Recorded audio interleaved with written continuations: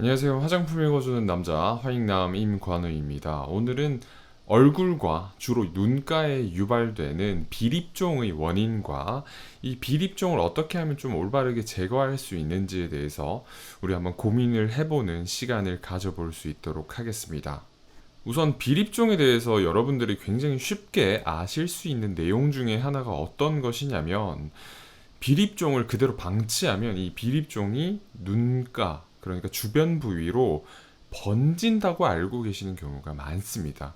그런데 사실 이 여드름도 동일하고 비립종도 그렇고, 이런 것들은 이 전염될 수 있는 전염성 피부 질환이 아니기 때문에 주변 부위로 번지거나 이러지는 않습니다.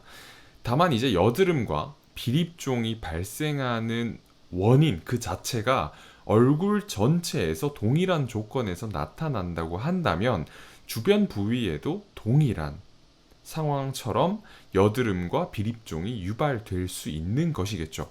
그래서 어떻게 보면 번지는 것이 아니라 애초에 그런 환경이 조성돼서 얼굴 전체적으로 비립종이 좀 나는 것처럼 느껴질 수 있다라고는 할 수 있을 것 같습니다. 그래서 이제 마치 여드름이나 비립종이 주변 부위로 번지는 것처럼 느끼실 수는 있어요. 하지만 근본적으로는 여드름과 비립종은 번지는 그런 피부 질환은 아니기 때문에 걱정을 하지 않으셔도 됩니다. 자, 그렇다면 본격적으로 비립종에 대해서 한번 알아봐야 되겠죠. 비립종이 어떤 것인지 한번 보겠습니다. 이 비립종은 사실 화이트헤드나 좁쌀 여드름, 사마귀와 같은 것들과 혼동될 가능성이 굉장히 높습니다. 왜냐하면 굉장히 비슷하게 생겼어요. 비슷하게 생기다 보니까 이 비립종을 다른 피부 질환과 구분하는 것이 그렇게 쉬운 일만은 아닌 것 같습니다. 이 비립종은 피부의 완전한 겉부분에 위치하고 있는 낭종의 일종으로 각질로 가득 차 있습니다. 각질로 가득 차 있다고 생각을 하시면 됩니다. 비립종의 원인은 매우 다양해요. 매우 다양하고 자연적으로 발생하는 비립종과 질환이 유발됐을 때 동반되는 비립종으로 두 가지로 나눌 수 있습니다.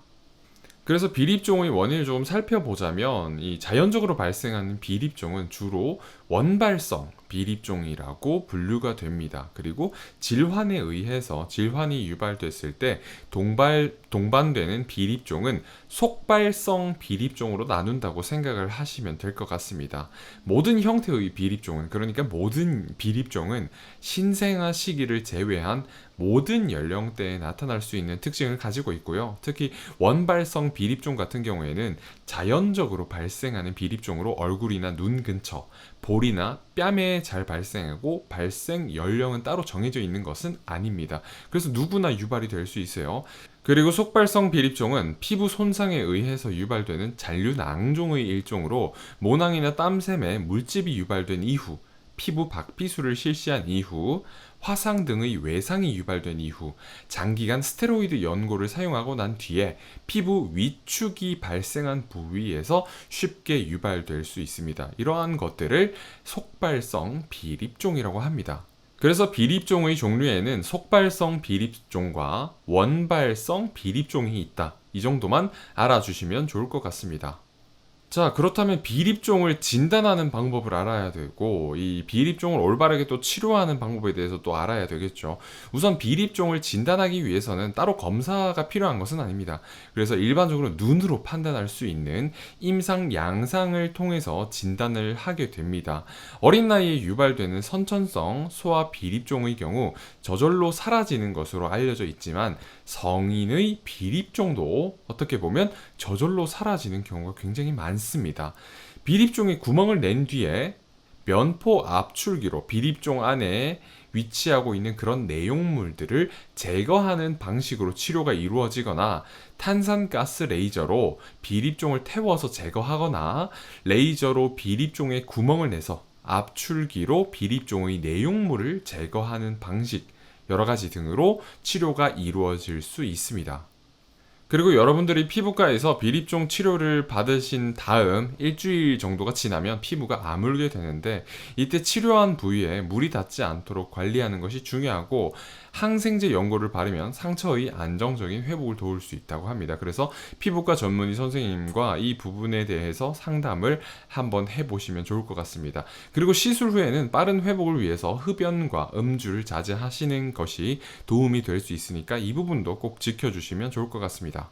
사실 제가 비립종에 대해서 가지고 있는 의견에 대해서 공유를 조금 드리자면, 비립종이 적게 나서 신경이 쓰이지 않고 지켜봐도 좋을 것으로 판단되는 정도의 경우에는 굳이 제거하지 않아도 된다고 생각을 합니다.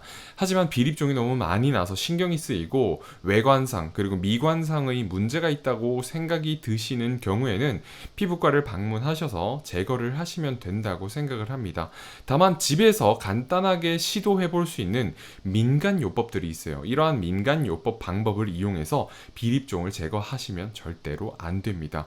따라서 비립종 제거가 필요하다고 판단되시는 경우에는 피부과 전문의 피부과를 방문하셔서 적절하게 제거 치료를 받으시는 것을 추천드립니다.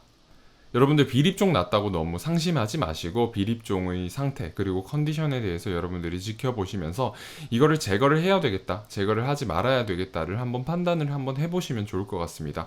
만약에 제거를 해야 되면 가까운 피부과 전문의 피부과에 방문을 하셔서 제대로 비립종을 제거를 받으시면 됩니다. 그러면 깔끔하게 제거가 가능하니까 너무 걱정하지 않으셔도 될 것 같습니다. 감사합니다. 오늘도 화장품 읽어주는 남자와 함께 꿀피부 되시기 바랍니다.